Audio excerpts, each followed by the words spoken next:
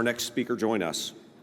Garen Armstrong, Executive Director of Shamrock Roofing and Construction, is a serial entrepreneur who can offer many insights into leading a company, having grown his father's roofing business far beyond the borders of Kansas City.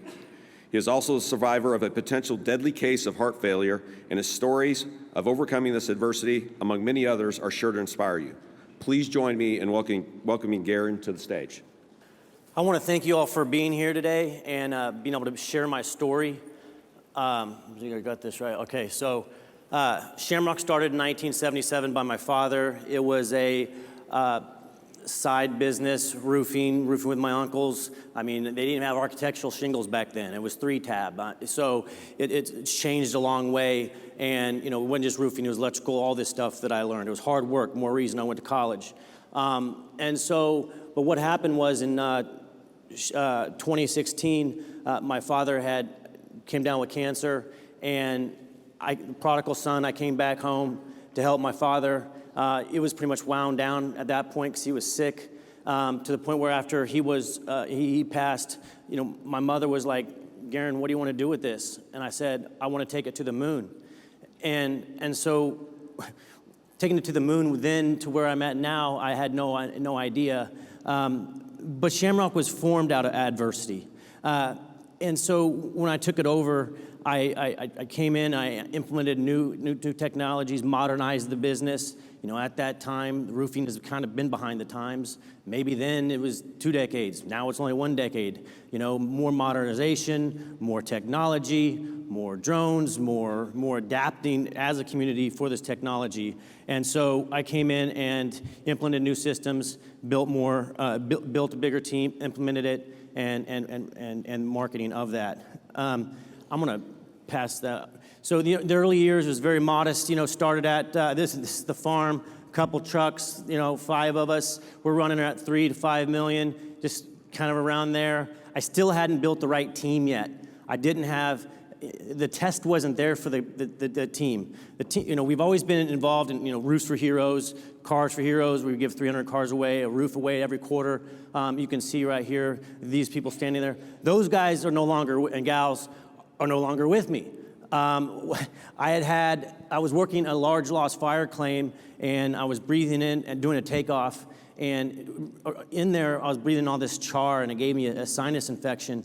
Well, that sinus infection went to my heart, and immediately, and then your body wants to naturally heal itself, and so my heart was expanding to the point where the elasticity of the heart wasn't there anymore, and this happened in 45 days, right? And so immediately went to the emergency room, and it was code blue, and they were in there opened me up, checking in everything, seeing if there was any clogged arteries, anything like that, and they didn't see anything. They seen the heart swollen, and they're like, "Garen, either you're going to die like this, you're living like this, or we can do this new advanced research, and you can be one of the first one in Kansas City to do this HeartMate 3, where they go in your heart, they cut the apex of your heart off, they sew this heart pump on you into your heart, and you have a wire hanging out, and you have batteries."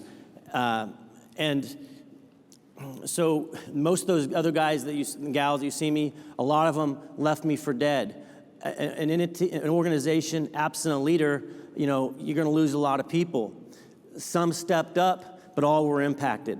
And the people that stepped up, they locked arms, and it was just a 3-headed monster. I had, you know, all these guys and gals, they locked their arms and really carried me through this process. You know, you can see right here where this is what the LVAD is. They go in, they open you up, they sew this on the bottom of your heart. You got a cord hanging out, and you're living off batteries. And these batteries die. You got to change them out, charge them, change them out, charge them, plug into the wall. And you don't have a heartbeat, no pulse, no problem. It was just a flow to keep my organs alive until I was able to get a heart transplant. And so what I'm going to do today is weave this story and thread this story through of the growth of Shamrock and my story through the beginning of 6 surgeries in 5 years. But, you know, building leaders, you know, from a hospital bed, you know, my role as a servant leader is to help develop and coach, with a singularity of focus of resources and energy, and help grow the people and the team. And leadership is a lot about emotional intelligence. I mean, you can take all the notes in the world, you can go to MBA, you can go to Wharton and whatever else, but leading is something beyond that. And so, we all talk about succession planning and wills and what happens next to your business. And it's, top level, like really, it's cute. It's like, oh yeah, I got this and someone else going to take care of it. Well, until you're on your deathbed, all that, you don't really dig into it and make it so elaborate that it would be able to outlive me. And so my goal at that point, the people that did step up were like, hey, Garen, what happens if you die? And it's like, they need to know. And so, that succession planning, that ability to be able to take care of the employees, let them know that it was going to still be able to take care of the coordination with my mother, who still owns the business, 71-year-old, who's in charge of this, and I didn't want this burden on her, but to ensure that this organization would outlive me. And we continued to grow leaders by being out front and building with the end in mind. And of course, the succession planning, making, no one point of failure. Even if you've got a superstar in one area, what happens if he gets hit by a bus? You got someone else behind there right away all the time. And then, how do things work if I'm gone? Do all the attorneys know how to work with the bankers? Who's stepping up? All of those things. So crucial, and it has been a very, very important role in my growth, or Shamrock's growth. But failure is not an option. At that time, I'm a single dad. I'm taking care of 3 kids. If you put that, I'm leading research. I'm living with a cord hanging out of my body. The last thing they wanted me to do was be out in the field roofing, right? Or anything. They wanted me sitting there, hanging out with a bag and hanging off of me. And I going back here, you can see what I did. I grabbed these football girdles so that I could put the batteries in my pants, so I could put pants on still and kind of hide the fact that I was living off batteries. And by doing that, I was able to lead the team, to be out front with the batteries. And it was, if Garen can do it, I can do it. If Garen can do it, I can do it. I'm having to live off batteries and charge them. But it was a leadership culture of love. You think about it, I'm dying, I'm on my deathbed, and these guys are with me, they're looking at me, they're taking care of me, I'm taking care of them, and it began to continue to grow everybody else, right? I knew how vulnerable life is, I knew how vulnerable I was in this position is, but Shamrock is meant to continue to grow on without me, no matter what happens. And so we became, the marketing and personal development, the personal development has been a big growth in Shamrock by growing and grooming and educating personal development of the leaders and growing them up. Because, and then we brought all the best trainers to Kansas City, the headquarters, where you have 140 project managers. It's just hard to take some people to conferences and shows. So we started just bringing them into to Kansas City. And so from humble beginnings to 11 locations, we started out building the hub and spoke model, starting out in Kansas City, right off I-35 and I-70. We're close, smack dab in the middle of hail zone, smack dab in the crossroads of the highway, so we can get everywhere very, very quickly. So, we first went up to, this is the rapid regional expansion of the Shamrock Nation evolution. We went up up Omaha first, and then, Lincoln and Des Moines, and we found out the seasonality of was really, really starting to hurt us, in time of roofing. So then we started going down in the southern markets, and we created a 3 hours around until we started getting so big, we started having one that's a hub that's like a daisy chain to the next city. But we created them all identical so that they're replicatable. With production centralized out of Kansas City, we do have production managed at each branch, boots on the ground to manage jobs and be there, oversee things. But having everything centralized in one location has been paramount in this growth as well. The repeatable proven systems open new markets. We started out growing ourselves. We started out growing our banking relations, our capital stacks, started out growing our CRM. We started out growing our own processes. So having to create new processes and how we're going to do things as we grow. You know, the Peter principle is real. It's when you've got people that have been with you, loyal to you, and you've grown them along the way, but then their knowledge doesn't keep up with that position. So keep educating your A players, your B players, to be able to sustain the growth that you're having as well. So, you know, and trained all the staff to operate it without me, but to replace themselves so that we can continue to grow from within. Influence and leaders be out front. The 360 reviews, it keeps the gun pointed at me. Nobody's beyond reproach, not even me. So it's so that I can be sharper, smarter, how I can help, where I can help at. It's paramount. You know, someone talked about success. You know, it's harder to learn from success than you do from your failures. And that's a real statement, because you can kind of get high on yourself fairly easy. And that's why I think the 360 feedback is so important, to keep yourself in check and stay humble. But to separate yourself apart, be exceptional, be the subject matter expert in your space, keep studying everything, stay relevant in your space, empowering your employees and fostering a culture of leadership. You know, hiring A players is easy. You talked about that, but you still need to groom them and grow them. The B players, building up the B players, because we want to grow from within. We just bring them in, get them acclimated in Shamrock culture, and we keep the training going every day. We used to say if it's training, we're training. Now we train every day. Every day at 9 o'clock, there is training. It's Zoom. It's everything's buddies on it. People are at your offices. There's Google Classroom. They're all learning constantly. And leadership training and ensuring it's a team effort and leading with heart. So going back, I just need to stop. After I had the HeartMate put in and I was walking around with the batteries, I was still working. I was out in the field, and I'm throwing a bundle of shingles, and I'm loading a truck up, and I'd ripped the pump out of my heart. And you know, your heart don't have a bone on your shin, like you can't feel it, right? I didn't know it until I started losing all this blood, and I'm looking white. I can't breathe.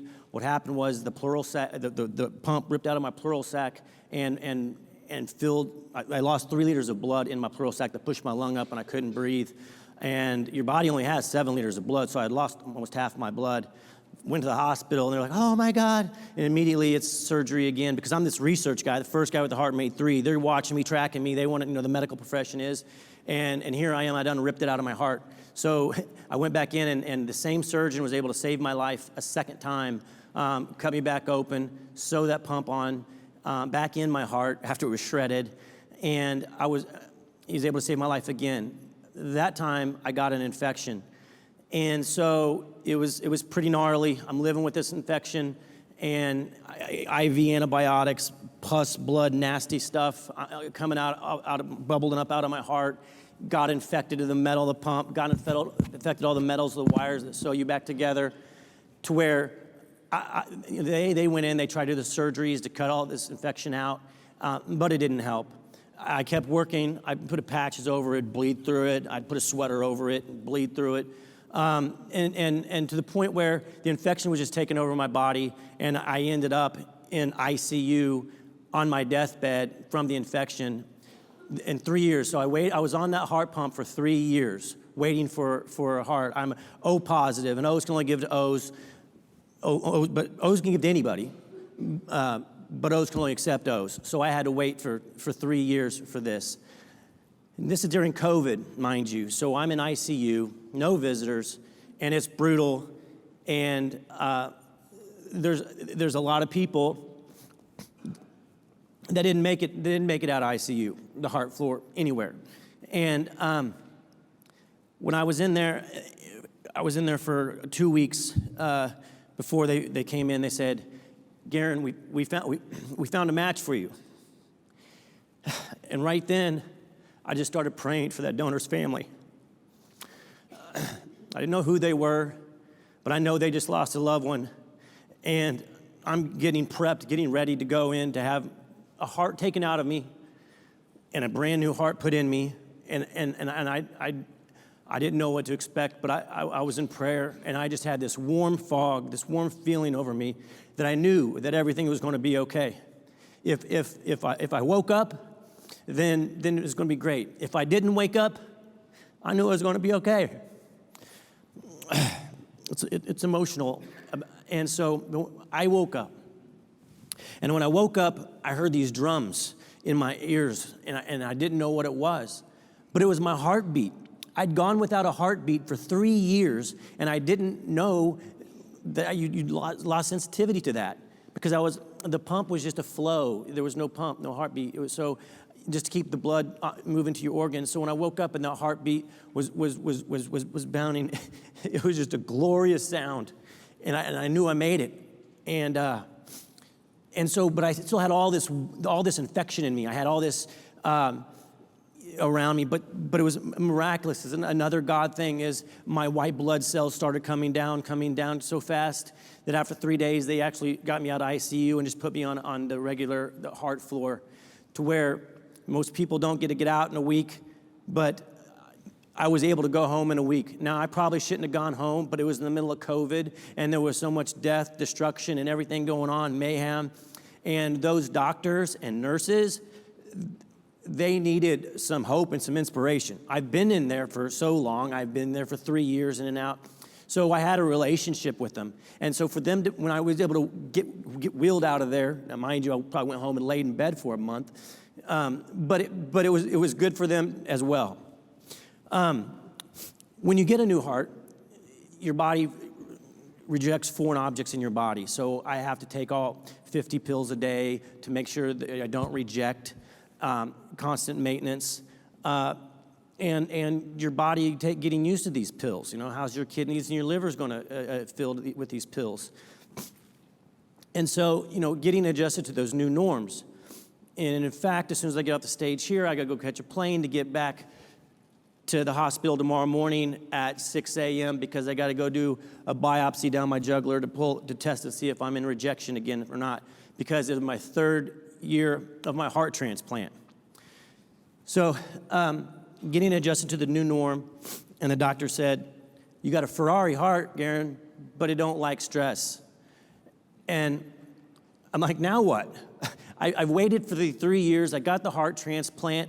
I've had these goals to get here. I didn't spend any money. I drove the same 10-year-old truck, still have it. I was all focused just on my children, getting their trusts, wills, getting them squared away.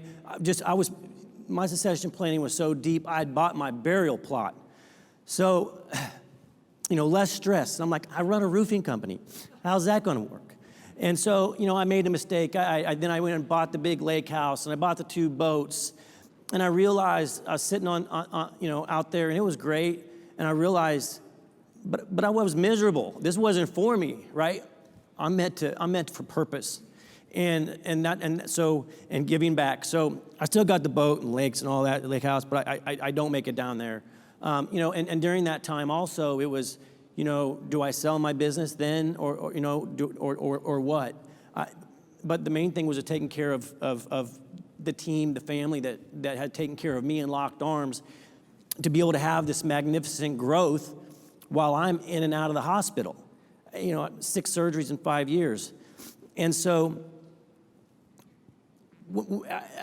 during that time, I was like, you know what? Life is about giving back. And so I wanted to be the light for somebody, right? A lot of people were watching my story. A lot of times you want to be the light for yourself, but that's not what it is. It's there to be and inspire someone else who's struggling, going through something, and that's why I wanted to be. So that I can show them that if I can do it, you can do it. So the goal is to inspire other people through my experience, to live for a greater good, and that dreams do build dreams. For example, my goal was like, okay, I got a life, new heart, now what, right? Like Neil Armstrong, his entire goal in life was to land on the moon. And when he finally got on the moon, he fell into the greatest depression ever, became an alcoholic, worthless, and until he created and set new goals, was he be able to get back on track. And that's kind of where I was at. I was like, wow, I got a successful business, do I semi-retire, do I sell this, what? I went to market, I found out it wasn't for me. But real quick, I don't have much time, I got a lot of stories to do, so if you want to scan this real quick, if dreams build dreams, do you feel your current path is building yours? I'm gonna let you guys take a picture of this and vote, but I'm gonna keep talking because I got 8 minutes left, and then we can come back to that. So growth gravitates deals, and winners want to be around winners. So in those 3 years periods, we grew 89%. Front page journal, Kansas City Business Journal, and it was great. I did go to market at that time. I found out going to market is you're taking your business and you're an investment banker and you're seeing what's out there. I realized at that time the market wasn't ready for me and I wasn't ready for the market. I had a lot to do and a lot of areas of improvement. And that was the first time I heard about family offices, right? I'm like, wow, what's this? And so I started studying it, learning it, and so much, and I entrenched myself in it so much, in fact, I just got done speaking at a family office event at the other Omni by the PGA here in Dallas. So I found, I figured, well, this makes sense. They got multiple businesses or properties in this business, so I started leveraging the balance sheet so I continued to grow. And so what I did was then I created, we're about 40 million, we're 40 million now. And so we created our goals to 250 million. We can continue, and this is the first year that I haven't had a surgery. So it's possible. So we're already at 40. We feel we can grow another 100 organically and through acquisition. So with that, attracting more deals, Shamrock's platform, these are the spots we're already located at here, and the green are new offices that we're opening up or acquisitions. These are strategic where we're at. If you overlap the NOAA hail maps, they apply right where our offices are. I would like to say that was intentional, but that's just where I was born, smack dab in the middle of it. And so, so we started looking at, we've opened up 11 markets organically, and now we're focused on, through acquisitions. So it's finding the right, capital partnership, the capital stack, and finding the businesses that are institutional grade companies and being selective. And in doing that, we talked about outgrowing CRMs. We started about outgrowing, a lot of things. But you have to have a system to keep you all together, because otherwise you find yourself siloed in all these different technology stacks, right? So, what I'd found was, I've stretched AccuLinks to the max. So I've had AccuLinks here. I built executive dashboard on top of that so I can see all the marketing. I had another marketing implement to pull my Google channels, marketing channels, radio, TV channels that I operate on, and procurement. So I created, last several years, several $1 million, to create this trusty ERP, CRM, one system to manage everything that we will be going to market with. But more importantly, it's so that it can hold the entity to grow together, so when we don't bump our heads on 250 million, we still have our own technology stack to hold us together, so we're not just being held together with, scotch tape and bubble gum, which is important when you're continuing to grow and you want to take care, ultimately bring on a capital partner, deleverage, and take care of the people that have been with you. To make sure that they're getting that they're getting other stock options and bonuses. I mean, we offer health insurance for everybody and 401ks, so that's just a given, right? Like, that's nothing special. You want to know, hey, you got to take care of your middle managers. I've seen a lot of different PE players in the space forget the fact that they're the ones making everybody money. And so it's important that I created this so that everybody is being taken care of as well. Now, I've got some close. I'm going to come back to that one. This is, I only got a couple minutes left while I'm keep talking. You're going to scan this to, is that dreams, building dreams? Okay, so yes. I'm going to go to this next one. There we go. Back. Okay.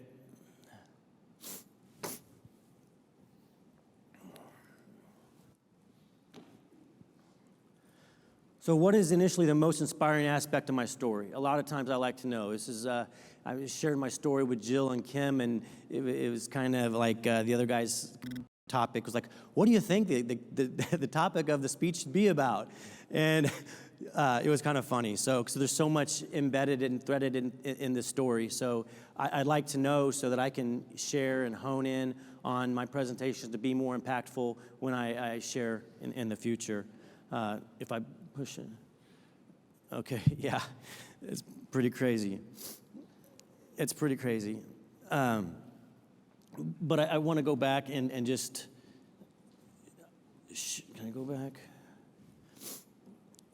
Well, but I'll have some questions for you in a minute. But in closing, I just want to say that you got to be intentional about every second of your day when you wake up, and harness your time, energy, and your focus, and make sure it's designed by intention. Because if you don't control your intention in your mind, trust me, there's an adversary that will. There's a new shiny thing that will take you off of your distraction and distract you from your purpose. And so, today I want to thank you because I've grown personally and financially through everything I've learned from the best success of being here, and through the succession plannings and living on my deathbed, not knowing if I was going to make it to be here or not. But by being able to be here, I'm grateful. And I just want to say that you are influential, you're qualified, and life is fleeting. So take advantage of it. You never know when you may get a sinus infection that goes to your heart and you have acute heart failure in 45 days. I never expected that at all. And for you business owners out there, you got to please make sure that you have some sort of crisis plan in place, because when it does happen, people will leave immediately, and you're going to be left with a skeleton crew, and you're going to have to be able to build that up and grow from there. But I've got about a minute, and if anybody has any questions, I'd be happy to open that up. Not with a minute left. Wonderful. Well, thank you again for this opportunity to speak. I thank you all.